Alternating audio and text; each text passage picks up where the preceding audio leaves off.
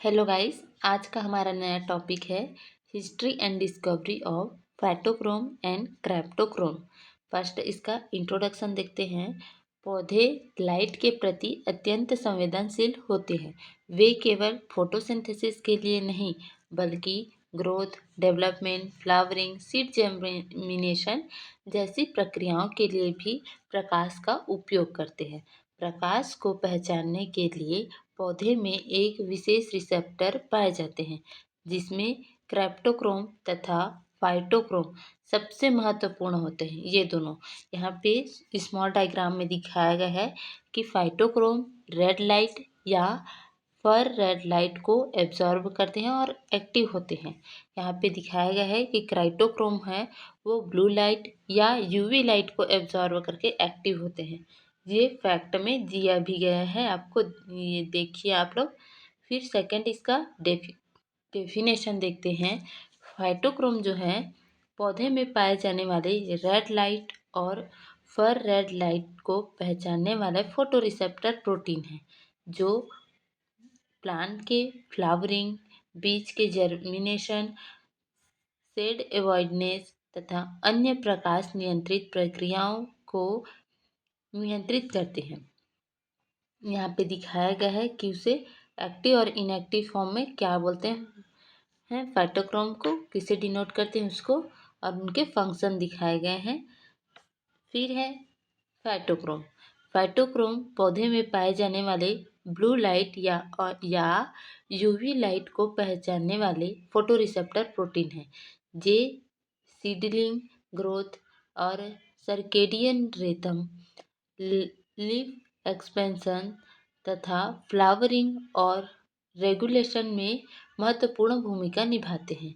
Simple definition में देखें तो ब्लू लाइट और यूवी लाइट को ग्रहण करने वाले प्लांट फोटो रिसेप्टर को क्रेप्टोक्रोम कहते हैं। इनके भी फंक्शन सेम है इनके ही जैसे, लेकिन कुछ डिफरेंट है। जैसे सर्केडियन रिदम जिसे जैविक घड़ी बोलते हैं वो, एंड लीफ एक्सपेंशन ये वाला, ये दोनों डिफरेंस है कि इसमें ये नहीं होता।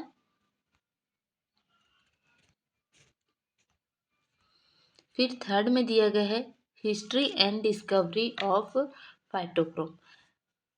फर्स्ट में दिया गया है 1950 के दशक में वैज्ञानिक पौधे में सीड जर्मिनेशन पर प्रकाश के प्रभाव का अध्ययन कर रहे थे। उन्होंने पाया कि रेड लाइट बीज के अंकुरन को बढ़ाती है जबकि फर रेड लाइट उनके प्रभाव को समाप्त कर सकती है। इन प्रयोग के आधार पर वैज्ञानिकों ने अनुमान लगाया कि पौधे में कोई विशेष लाइट सेंसिटिव पिगमेंट उपस्थित है जो red light and far red light को पहचानते हैं। 1959 में स्टार्लिंग बी हेनरिक्स तथा हैरी बॉर्थविक ने इस पिगमेंट की खोज की जिसका नाम फाइटोक्रोम रखा। बाद में पता चला कि फाइटोक्रोम दो रूप में होते हैं जिसे पीआर रेड लाइट को एब्जॉर्ब करेगा, पीएफआर फर रेड लाइट को एब्जॉर्ब करता है तथा जैविक रूप से अधिक सक्रिय होता है। फाइटोक्रोम की खोज से सीड जर्मिनेशन, फ्लावरिंग और फोटोपिरोडिज्म तथा फोटोमॉर्फोजेनेसिस जैसी प्रक्रियाओं को समझने में महत्वपूर्ण सहायता मिली। Structure and form of फाइटोक्रोम्स।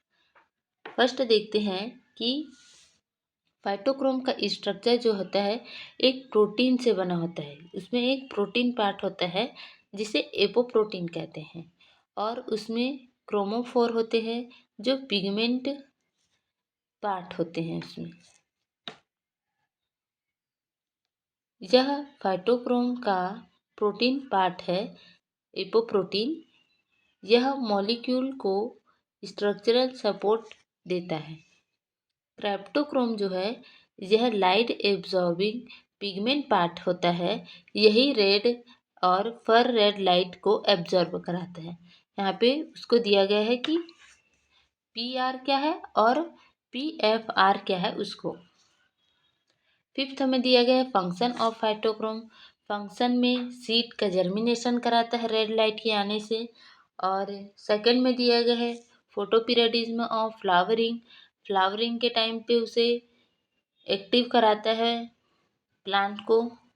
और डी इटोलेशन, इसमें क्या होता है कि नाइट में भी प्रकाश प्रकाश मिलने पर उसे सीडलिंग या अन्य परिवर्तन जो उसे मॉर्निंग होने पर क्लोरोप्लास्ट सिंथेसिस और लीफ एक्सपेंशन कर सके, जे उनमें क्षमता होती है। सिक्स में दिया गया है शेड एवॉइडेंस रिस्पॉन्स। फाइटोक्रोम पौधों को पड़ोसी पौधों की छाया का पता लगाने में सहायता कराता है। इसके परिणाम स्वरूप स्टेम इलोंगेशन जैसी प्रक्रियाएं होती है। फिफ्थ में दिया गया है regulation of plant growth and development. यहाँ पे प्लांट का ग्रोथ होगा, डेवलपमेंट होगा, वही दिया गया है। History and discovery of phytochrome cryptochrome. Cryptochrome की खोज पौधों में ब्लू लाइट रिस्पॉन्स के अध्ययन के दौरान हुई। वैज्ञानिकों ने देखा कि प्रकाश प्रतिक्रियाएं केवल फाइटोक्रोम द्वारा नहीं समझाई जा सकती थी, जिससे एक नए फोटो रिसेप्टर की खोज खोज का मार्गदर्शन हुआ। 1980 और 1990 के दशक में किए गए अध्ययनों से पता चला कि पौधे में एक विशेष ब्लू लाइट रिसेप्टर उपस्थित है जो ग्रोथ और डेवलपमेंट को नियंत्रित करते हैं। इसके बाद अहमद कैसमोर तथा उनके सहयोगियों के द्वारा एरोबिडोप्सिस और में क्रेप्टोक्रोम जीन्स की पहचान की। ये प्लांट एक सरसों का प्लांट होता है जिसका एक लाइफ साइकिल 6 हफ्ते तक होता है, जो जल्दी उसमें हम लोग कुछ भी एक्सपेरिमेंट को देख सकते हैं। उसमें उन्होंने एक्सपेरिमेंट किया। आगे के अध्ययन से ज्ञात हुआ कि क्रेप्टोक्रोम संरचनात्मक रूप से डीएनए रिपेयर एंजाइम से मिलते जुलते हैं, लेकिन उनका मुख्य कार्य प्रकाश संकेतों को ग्रहण करना और विकास संबंधी प्रक्रियाओं को नियंत्रित करना है। क्रेप्टोक्रोम की खोज से blue light meditate response, circadian rhythm तथा फोटोमॉर्फोजेनेसिस को समझने में महत्वपूर्ण सहायता मिली। अब इसका स्ट्रक्चर देखते हैं। ये एक प्रोटीन रिसेप्टर होता है जो पौधे में प्रकाश संकेतों को ग्रहण करके विभिन्न फोटो फिजियोलॉजिकल रिस्पॉन्स को नियंत्रित कराता है। इसकी संरचना मुख्य रूप से 2 भागों में विभाजित होती है, जिसमें एक एन टर्मिनल होता है एंड एक सी टर्मिनल होता है, क्योंकि ये प्रोटीन का बना होता है। ब्लू लाइट को एब्जॉर्ब करके एक्टिवेशन होता है उसमें और सेलुलर रिस्पॉन्स देता है। फर्स्ट में दिया गया है एन टर्मिनल। यह क्रेप्टोक्रोम का प्रकाश ग्रहण करने वाला भाग है जिसमें FAD जैसे क्रोमैटोफोर जुड़े होते हैं जो ब्लू लाइट को एब्जॉर्ब करते हैं। और सी टर्मिनल में ये रेगुलेटरी पार्ट होते हैं। ब्लू लाइट ग्रहण करने के बाद यही भाग सिग्नल ट्रांसडक्शन तथा जीन एक्सप्रेशन के नियंत्रण में भाग लेते हैं। ये दिया गया है। फिर 8 में दिया गया है फंक्शन ऑफ क्रेप्टोक्रोम। क्रेप्टोक्रोम पौधे में ब्लू लाइट रिस्पॉन्स के रूप में कार्य करते हैं। ये प्रकाश संकेतों को ग्रहण करके ग्रोथ, डेवलपमेंट तथा अन्य फिजियोलॉजिकल प्रोसेस को नियंत्रित करते हैं। Regulation of photomorphogenesis. यहाँ पे दिया गया है कि सीडलिंग की प्रकाश निर्भरता, डेवलपमेंट या ग्रोथ को नियंत्रित करता है। इससे पौधे प्रकाश के अनुसार उचित रूप से विकसित होते हैं। Control of stem elongation. Blue light की उपस्थिति में क्रेप्टोक्रोम स्टेम इलोंगेशन को कम करते हैं। इससे पौधे अधिक लंबे होने से बचते हैं। Regulation of flowering. Cryptochrome flowering time के नियंत्रण में भाग लेते हैं। ये फोटो पीरियोडिक रिस्पॉन्स को प्रभावित करते हैं। Maintenance of circadian rhythm. Cryptochrome पौधों की एक जैव घड़ी बायोलॉजिकल क्लॉक को नियंत्रित करने में महत्वपूर्ण भूमिका निभाते हैं। इससे विभिन्न क्रियाएं सही समय पर होती हैं। जीन एक्सप्रेशन रेगुलेशन जीन्स के एक्टिविटी को नियंत्रित करता है। अब दोनों में डिफरेंस क्या है फाइटोक्रोम एंड क्रेप्टोक्रोम में, ये देखते हैं। फर्स्ट इसका लाइट एब्जॉर्प्शन देखें तो फाइटोक्रोम रेड लाइट और फर रेड लाइट को एब्जॉर्ब करते हैं। क्रेप्टोक्रोम जो है वो ब्लू तथा यूवी लाइट को एब्जॉर्ब करते हैं। क्रेप्टोक्रोम ये उसका फॉर्मूला है और ये फाइटोक्रोम का फॉर्मूला है। फॉर्म्स दिया है तो इसमें PR और PFR दोनों इंटर कन्वर्टिबल फॉर्म्स होते हैं जो चेंज हो जाते हैं। इसमें कोई चेंज नहीं होता, फॉर्म में चेंज नहीं होता।